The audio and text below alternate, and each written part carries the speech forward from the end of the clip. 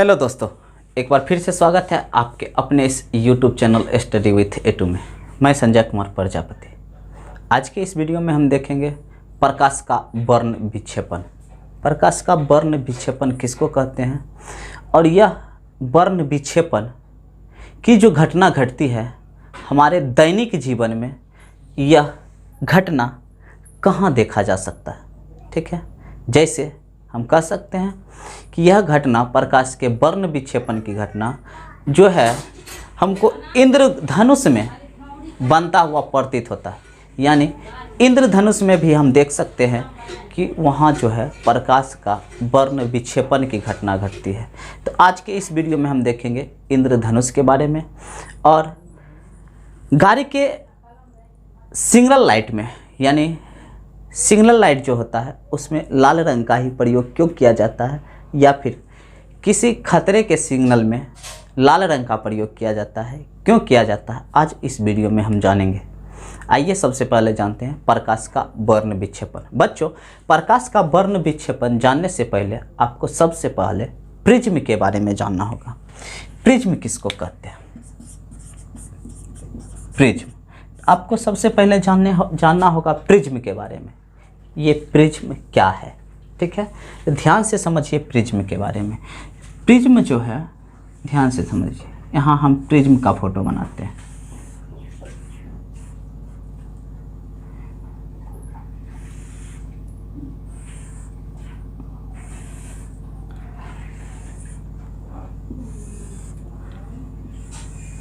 ये आपका क्या है? प्रिज्म। ये क्या है? प्रिज्म। यानी वैसा त्रिविमीय आकृति जिसमें दो त्रिभुज और तीन आयत आपस में मिला के बने होते हैं।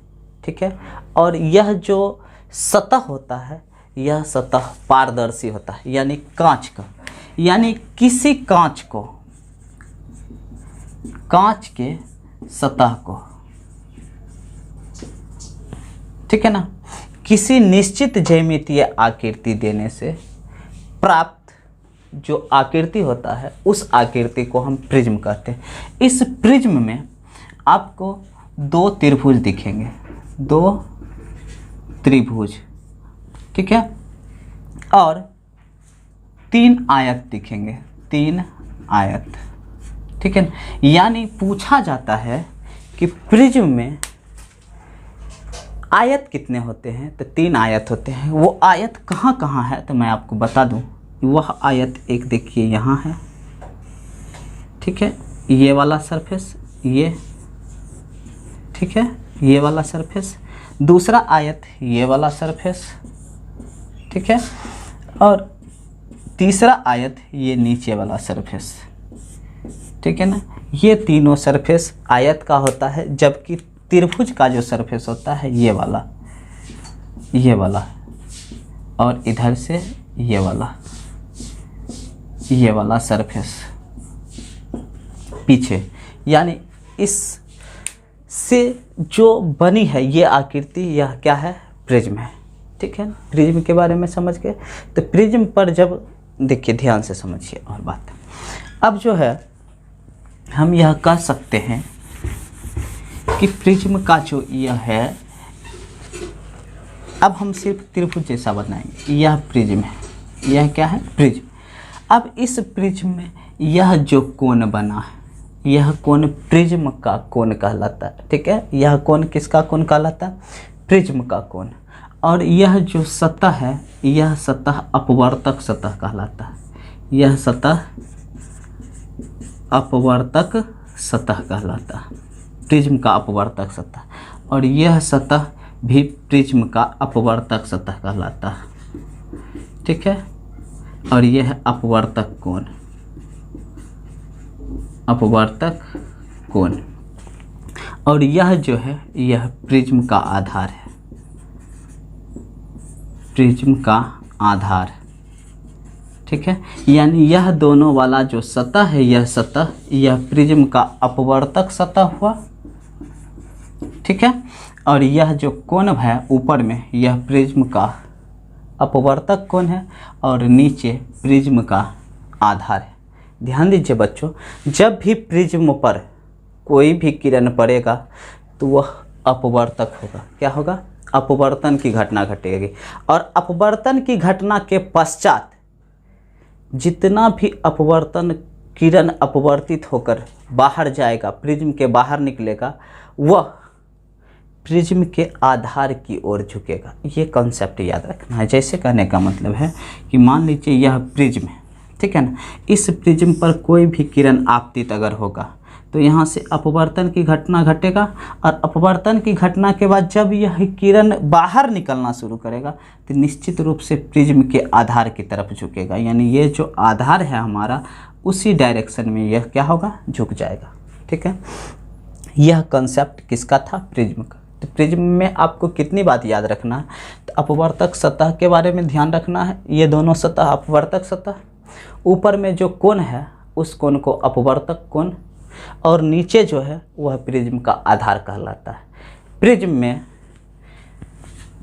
दो त्रिभुज बने होते हैं, दो त्रिभुज होते हैं और 3 आयत होता है। यानी कुल मिलाकर प्रिज्म में 5 सतह होता है। कितना सतह? 5 सतह। तो आपको ध्यान रखना है कि प्रिज्म में कुल 5 सतह होते हैं, जिसमें 2 त्रिभुज और 3 आयत होते हैं। आपको ध्यान रखना है कि प्रिज्म का अपवर्तक सतह कौन सा है और अपवर्तक कोण कौन सा है और प्रिज्म का आधार कौन सा है। आधार नीचे वाला, अपवर्तक सतह इस दोनों साइड, और जिस कोण पर अपवर्तक सतह झुका हुआ है, जिस कोण पर अपवर्तक सतह झुका हुआ है उस कोण को प्रिज्म का अपवर्तक कोण कहते हैं। यह है प्रिज्म का कॉन्सेप्ट।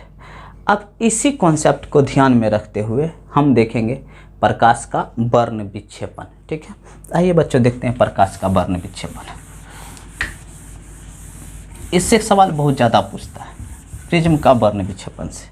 प्रिज्म का वर्ण विक्षेपण क्या कहलाता है? क्या कंडीशन है इसमें प्रिज्म के अपवर्तक में? ध्यान से देखिए, जब एक प्रिज्म है, प्रिज्म पर जब कोई श्वेत प्रकाश की किरण पड़ती है, श्वेत प्रकाश की किरण, श्वेत प्रकाश की किरण जब पड़ता है तो इसका अपवर्तन होता है। क्या होता है? अपवर्तन। और अपवर्तन के बाद यह श्वेत प्रकाश 7 विभिन्न अवयवी रंग में क्या हो जाते हैं? विभक्त हो जाते हैं। 1 2 3 4 5 6 7 विभिन्न अवयवी रंग की किरणों में क्या हो जाते हैं? विभक्त हो जाते हैं। ठीक है ना।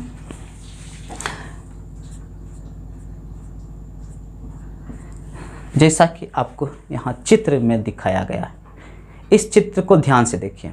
इस चित्र में एक प्रिज्म पर श्वेत प्रकाश की किरण पड़ रहा है। जब अपवर्तन की घटना हुई है तो अपवर्तन की घटना के पश्चात प्रिज्म 7 रंग की किरण में क्या हो चुका है? विभक्त हो चुका है। ठीक है,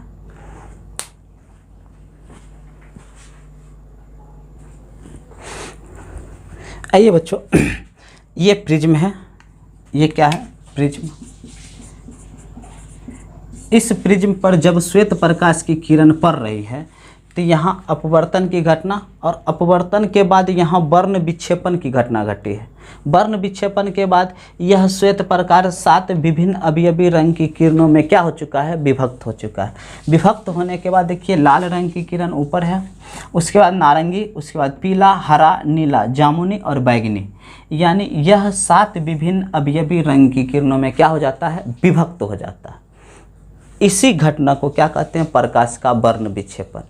आप इस प्रकार से परिभाषा उसका लिख सकते हैं। जब श्वेत प्रकाश प्रिज्म पर पड़ता है तो अपवर्तन की घटना होती है। अपवर्तन की घटना के पश्चात यह श्वेत प्रकाश 7 विभिन्न अवयवी रंग की किरणों में क्या होता है? विभक्त हो जाता है। इस घटना को प्रकाश का वर्ण विक्षेपण कहते हैं। इस घटना को क्या कहते हैं? प्रकाश का वर्ण विक्षेपण। यानी ये जो घटना घटी है, इसी घटना को क्या कहेंगे? प्रकाश का वर्ण विक्षेपण। यानी कह सकते हैं कि श्वेत प्रकाश की जो किरण है ये 7 विभिन्न अवयवी रंगों का मिश्रण है। यानी यह श्वेत प्रकाश में 7 यही रंग का क्या होता है, मिश्रण होता है, जिसमें लाल रंग, नारंगी, पीला, लाल, नारंगी, पीला। याद रखिए, इसको याद रखने का एक तरीका है, सबसे पहले आप ऊपर वाला की याद रखिए लाल, और नीचे वाला याद रखिए बैगनी। ये 100% आपको याद रखना पड़ेगा, लाल बैगनी। उसके बाद लाल से थोड़ा डिस्कलर होगा तो नारंगी पर आएगा, और नारंगी से थोड़ा और डिस्कलर होगा तो पीला पर आएगा। ठीक है, लाल, नारंगी, पीला। ठीक है, लाल से डिस्कलर होके नारंगी बनेगा, और नारंगी से जब हल्का और डिस्कलर होगा तो वो आपका पीला बनेगा। उसके बाद बीच में हरा, हरा के बाद नीला, और नीला से डिस्कलर होगा तो जामुनी जैसा बनेगा, और जामुनी से डिस्कलर होगा तो बैगनी बनेगा। यानी यह कलर आपको याद रखिए, यानी 3-3 का सीक्वेंस बना लीजिए, नीचे से ये 3 का, ऊपर से ये 3 का, बीच में एगो याद रखिए हरा। ठीक है, यानी इस तरह से याद रख सकते हैं।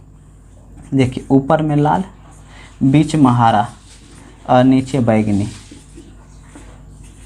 नीचे बैगनी।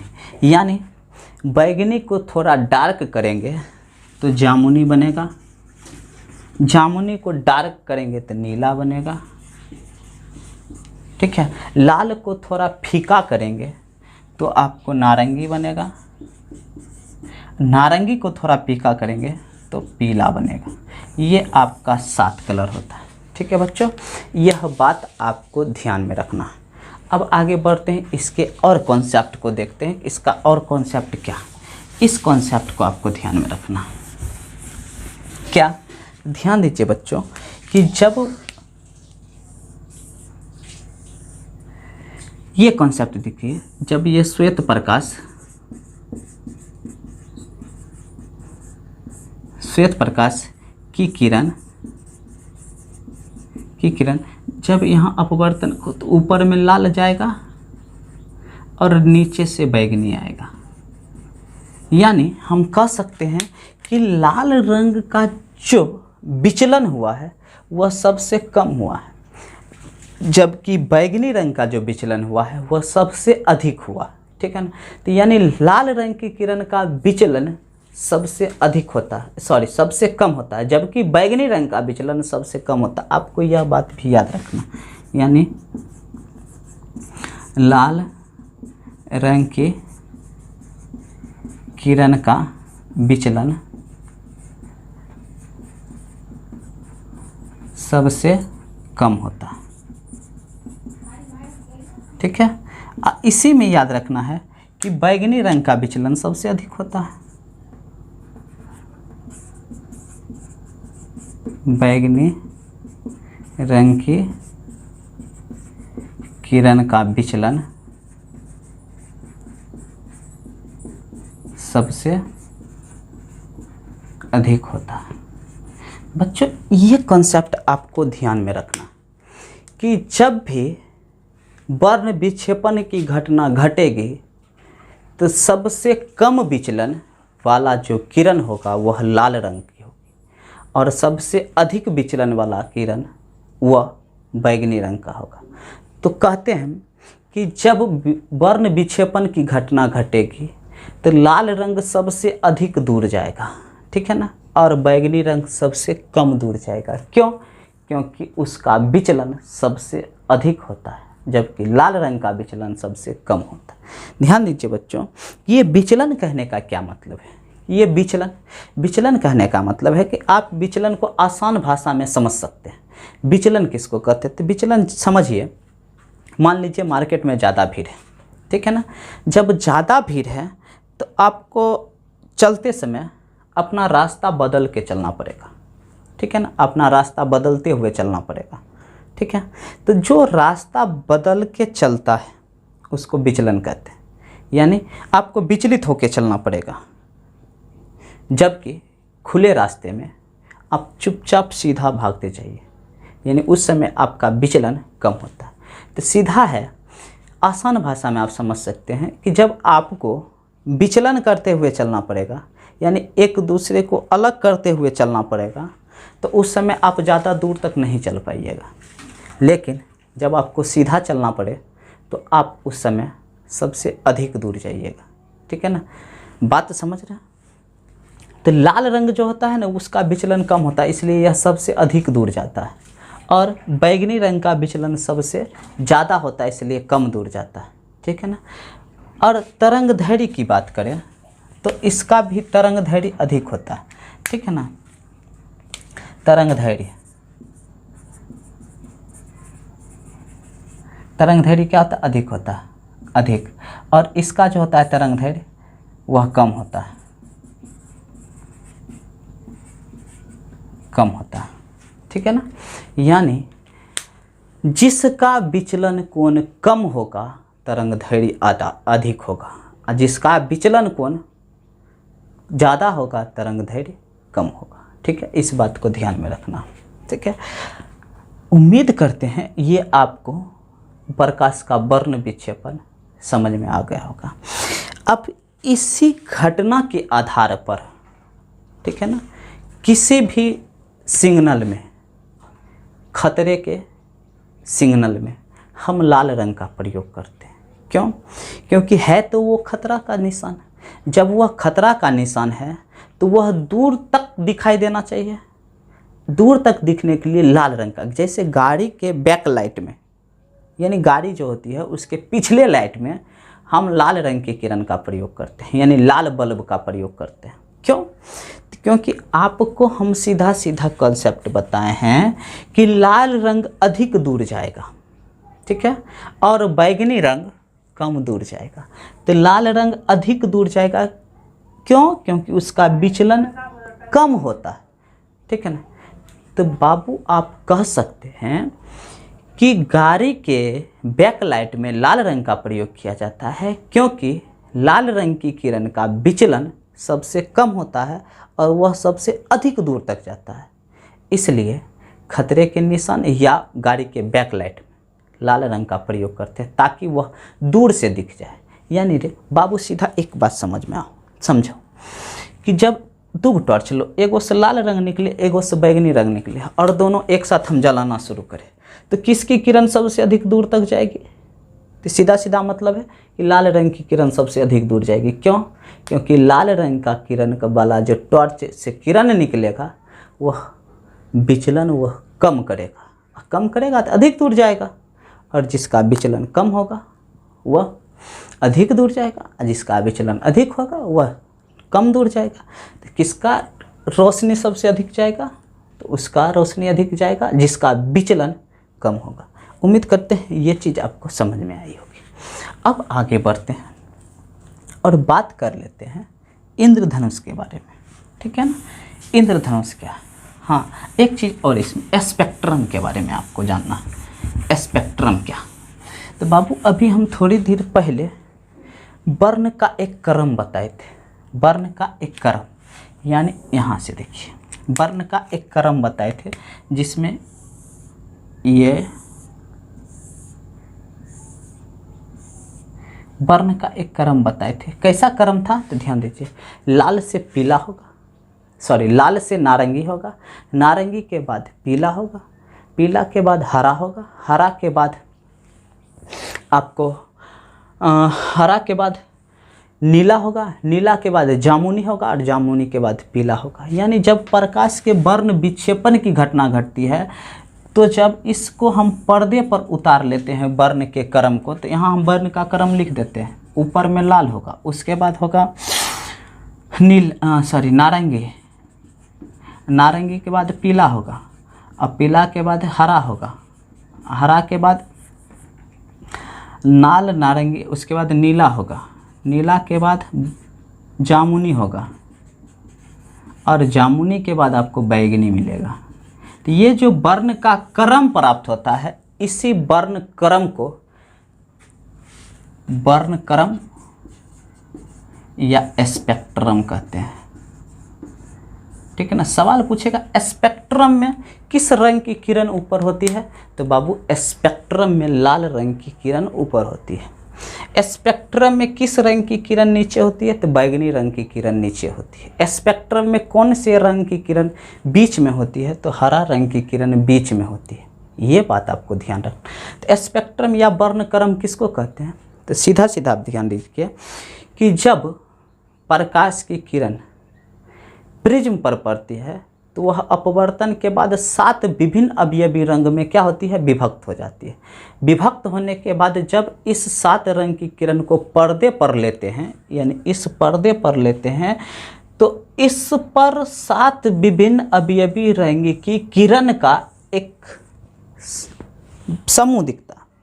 7 विभिन्न अलग अलग रंग के समूह दिखता है।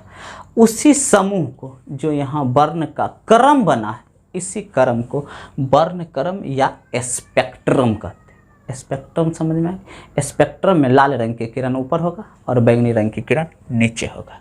ठीक है, अब बढ़ते हैं, आपको समझाते हैं इंद्रधनुष के बारे में। ये आपके लिए सबसे इम्पोर्टेंट टॉपिक है। इंद्रधनुष किसको कहते हैं? इंद्रधनुष कब बनता है? इंद्रधनुष कितने प्रकार के होते हैं? इंद्रधनुष बनने का शर्त क्या है, यानी किस शर्त में हमको इंद्रधनुष बनेगा। ठीक है, आइए बच्चों देखते हैं इंद्रधनुष के बारे में।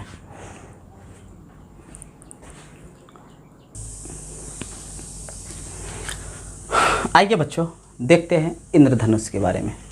इंद्रधनुष पहला नंबर जानते हैं कि इंद्रधनुष किस शर्त पर बनेगा, यानी इंद्रधनुष बनने के शर्त, यानी किस शर्त में इंद्रधनुष बनेगा। शर्त किसका? इंद्रधनुष बनने का।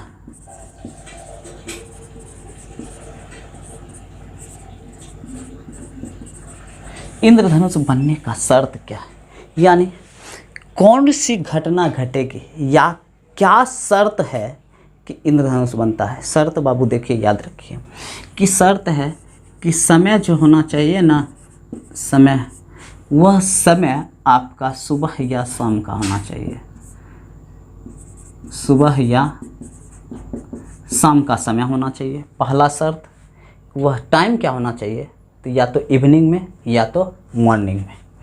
उसके साथ सुबह या शाम के समय सूर्य निकला होना चाहिए। ठीक ना, सूर्य का होना ये ज़रूरी है। उसके बाद इस समय हल्की बारिश होना चाहिए, हल्की वर्षा होना चाहिए। बात समझ में आई? यह 3 शर्त है। क्या शर्त है? तो बाबू समय जो होगा वह सुबह या शाम का समय होना चाहिए। दूसरा, उस समय हल्की हल्की धूप होना चाहिए और हल्का हल्का बारिश होना चाहिए। जब यह 3 कंडीशन अप्लाई होगा तो हो सकता है कि इंद्रधनुष बने। आपको मिड डे में, यानी दोपहर के समय आपको सूर्य, मतलब उस समय अगर सूर्य भी निकला हो, हल्की बारिश भी हो रहा हो, तो उस समय इंद्रधनुष नहीं बनेगा। बन ही नहीं सकता है, क्योंकि समय दोपहर का नहीं है। समय आपको जब भी दिखेगा इंद्रधनुष तो या तो सुबह में या तो शाम में। ठीक है, अब कहाँ दिखेगा? अगर सुबह में बारिश हो रही है, धूप निकली है, तब उस कंडीशन में आपको पश्चिम दिशा में, यानी जिधर से सूर्य निकली है ठीक उसके विपरीत दिशा में आपको इंद्रधनुष दिखेगा। या शाम के समय में आपको पूरब दिशा में, यानी जिस दिशा में आपका सूर्य निकला हो ठीक उसके विपरीत दिशा में आपको क्या दिखाई देगा? इंद्रधनुष दिखाई देगा। ठीक है, ये थे इंद्रधनुष बनने के शर्त। अब देखिए होता क्या है, यानी क्यों बन जाता है हमारा इंद्रधनुष। तो पहला इंद्रधनुष बनने का शर्त याद रखिए, समय जो होगा वह सुबह या शाम का समय होना चाहिए। सूर्य का होना एकदम निश्चित है, निश्चित रूप से सूर्योदय, यानी सूर्य का होना, सूर्य होना ही है। उसके बाद इसके साथ हल्की बारिश होना चाहिए, यानी मूसलाधार बारिश नहीं, हल्की हल्की बारिश, रिमझिम बारिश होना चाहिए। ठीक है, हल्की हल्की बारिश होना चाहिए। तब उस कंडीशन में होता क्या है, तो वर्षा की एक बूंद, यानी वर्षा की बूंद, यहाँ देखिए वर्षा की बूंद, वर्षा की बूंद, जब वर्षा की बूंद पर, ठीक है ना, यानी जब सुबह या शाम के समय हल्की हल्की बारिश हो रही हो और धूप निकली हो, तो उस कंडीशन में जो वर्षा की एक बूंद है उस पर अगर किरण पड़ जाए, सूर्य से निकलने वाली किरण, श्वेत किरण पड़ जाए, तब यह हमारा जो वर्षा की बूंद है वह प्रिज्म की तरह काम कर जाएगा। किसके तरह काम करेगा बाबू? प्रिज्म की तरह। किसके तरह काम कर जाती है? प्रिज्म की तरह काम कर जाती है। ठीक है, कंसेप्ट क्लियर हो रहा है? यानी जब सुबह या शाम के समय हल्की हल्की बारिश हो रही हो और उस दौरान वर्षा की एक बूंद पर जब सूर्य की किरण पड़ जाए, सवाल है कि एक बूंद पर किरण पड़ेगा कैसे? आपको रेयर केस में इंद्रधनुष दिखता है। जब ये केस होगा तब आपको इंद्रधनुष दिखेगा। तो वर्षा की एक बूंद पर जब प्रकाश की किरण पड़ जाती है तो वर्षा की यह बूंद आपको प्रिज्म की तरह काम करेगा, और वह बूंद प्रिज्म की तरह जब काम करता है तो इस पर पड़ने वाली प्रकाश की किरण का सबसे पहले यहाँ घटेगा अपवर्तन। कौन सी घटना घटती है? अपवर्तन घटना घटती है। पहला नंबर में, एक नंबर में अपवर्तन की घटना घटती है, और अपवर्तन के पश्चात ठीक बाद यहाँ देखिए, यहाँ पर आपका 2 नंबर में यानी पूर्ण आंतरिक परावर्तन की घटना घट जाती है। पूर्ण आंतरिक परावर्तन, यानी यहाँ जो घटना घट जाती है बाबू, वह पूर्ण आंतरिक परावर्तन की घटना घट जाती है। और इसके बाद जब यह पूर्ण आंतरिक परावर्तन की घटना घटने के बाद जब यह किरण वर्षा की बूंद से बाहर आना शुरू करती है, तब यहाँ तीसरी घटना घटती है। तीसरी घटना, और तीसरा घटना घटने के बाद यानी यहाँ कौन सी घटना घटेगी? तो वर्ण विक्षेपण की। कौन सी घटना घट जाती है? वर्ण विक्षेपण की घटना घट जाती है। और आपको पता है वर्ण विक्षेपण अभी हम थोड़ी देर पहले पढ़ाएं कि जब वर्ण विक्षेपण की घटना घटेगी तो जो श्वेत प्रकाश आ रही थी वह 7 विभिन्न अवयवी रंग में क्या हो जाते हैं? विभक्त हो जाते हैं। यहाँ तक आपको समझ में आई है? फिर से समझिए। जब सुबह या शाम के समय हल्की हल्की बारिश हो रही हो और उस बारिश के दौरान वर्षा की एक बूंद पर जब श्वेत प्रकाश की किरण पड़ती है तो वर्षा की बूंद प्रिज्म की तरह काम करता है, और उस पर पड़ने वाली किरण का सबसे पहले अपवर्तन होता है। अपवर्तन के बाद पूर्ण आंतरिक परावर्तन होता है, और पूर्ण आंतरिक परावर्तन के बाद इसका वर्ण विक्षेपण होता है। यानी यह 3 घटनाएं घटती है। आपको 3 घटना याद रखना है, क्रमशः याद रखना। पहले अपवर्तन होगा, फिर पूर्ण आंतरिक परावर्तन होगा, और फिर वर्ण विक्षेपण होगा। जब से ही वर्ण विक्षेपण की घटना घटेगी तो यह श्वेत प्रकाश 7 विभिन्न अवयवी रंग में निकलता हुआ चल जाएगा। यानी यह मान लीजिए यहाँ लाल रंग है और यहाँ बैगनी रंग है, ठीक है ना। यह 7 विभिन्न अवयवी रंग में निकलता हुआ क्या होता है? चलना शुरू करता है। अभी वर्षा की बूंद वहाँ रुकल रहेगा कि अपवर्तन की घटना हो? नहीं, बारिश की बूंद जमीन पर आ जाएगी, लेकिन यह घटना घट चुकी है ऊपर में ही, वायुमंडल में भी यह घटना घट चुकी है, लेकिन वर्षा की बूंद तब तक, हाँ, ये घटना होना चाहिए, ठीक है ना। अब यह बूंद निकलना शुरू, यानी यह वर्ण विक्षेपण जब हुआ तो यह 7 रंग की किरण निकलना एकदम शुरू कर देगा, और निकल कर इसको तो ऊपर में रोकने वाला कोई नहीं, तो कहाँ आके रुकेगा? तो यह पृथ्वी के सतह से आकर क्या होती है? टकराती है। जैसे ही पृथ्वी के सतह से आकर टकराएगी तो जहाँ टकराएगी वहाँ अपना कलर दिखाएगी, वो वहाँ रंग दिखाएगा। तो जैसे ही पृथ्वी के सतह पर आकर यह टकराती है तो पृथ्वी का सतह जो है वह अर्धवलय के आकार का हमको दिखता है, यानी है तो पूरा वलय यानी गोल है, लेकिन उसी गोले के ऊपर, पृथ्वी के ऊपर अर्धवलय जैसी एक संरचना दिखाई देती है। इसी संरचना को क्या कहते हैं? इंद्रधनुष कहते हैं। समझ में आई इंद्रधनुष?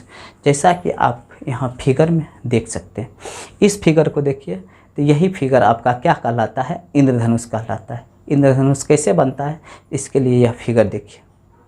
समझ में आ रही है? इस फिगर को आप स्पष्ट रूप से देख सकते हैं और समझ सकते हैं इंद्रधनुष। इंद्रधनुष इसको कहते हैं। अब सवाल है कि इंद्रधनुष कितना प्रकार का होगा? तो बाबू मैं आपको बता दूं कि इंद्रधनुष 2 प्रकार के होते हैं, एक प्राथमिक इंद्रधनुष और एक द्वितीयक इंद्रधनुष। आप प्राथमिक इंद्रधनुष को समझिए बाबू, जिसमें लाल रंग की किरण ऊपर दिखाई दे, ठीक है ना। मान लीजिए यहाँ हम 2 इंद्रधनुष बनाते हैं, ठीक है ना। यहाँ हम आपको 2 रंग दिखाते हैं, ठीक है ना। एक इंद्रधनुष ये है और दूसरा इंद्रधनुष आपका ये है, ठीक है ना। 2 इंद्रधनुष आपको हम दिखा रहे हैं इंद्रधनुष। तो बाबू जिसमें आपको लाल रंग ऊपर दिखे और बैगनी रंग नीचे दिखे, ठीक है ना, लाल रंग ऊपर जिसमें दिखे और बैगनी रंग जिसमें नीचे दिखे तो वह आपका प्राथमिक इंद्रधनुष है, ठीक है ना।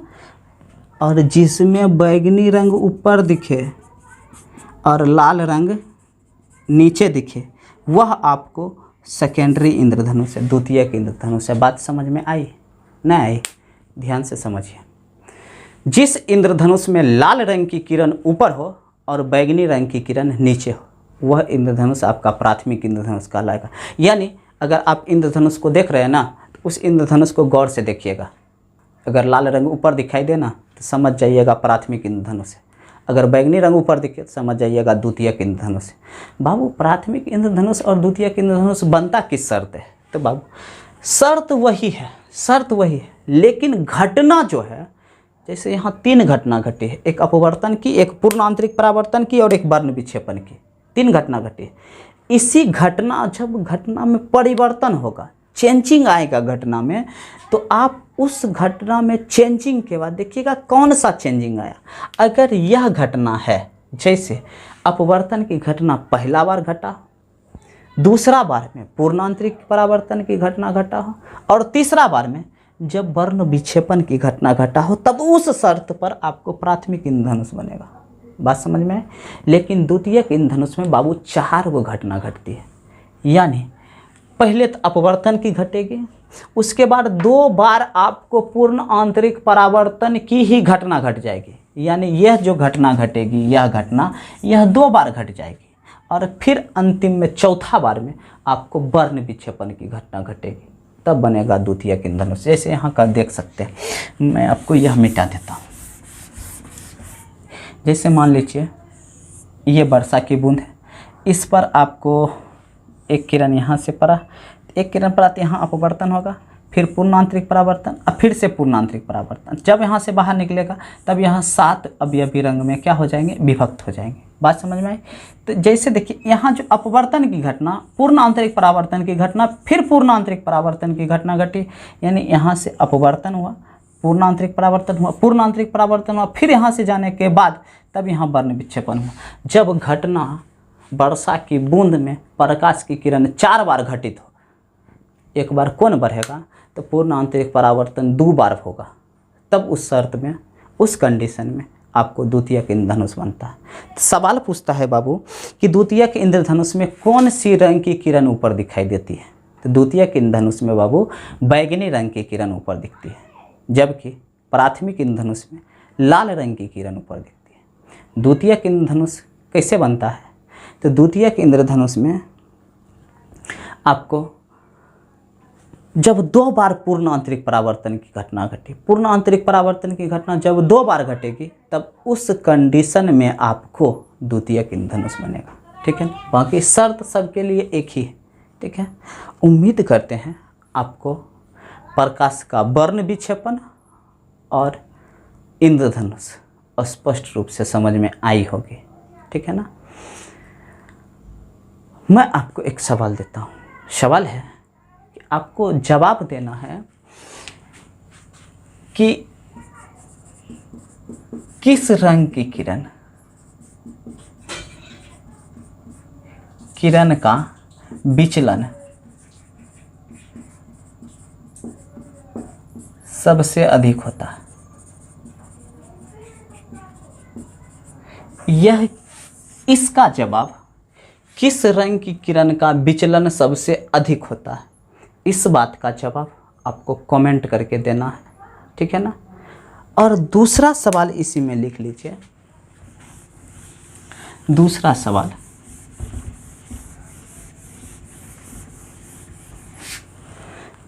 सवाल लिख लीजिए कि प्राथमिक इंद्रधनुष में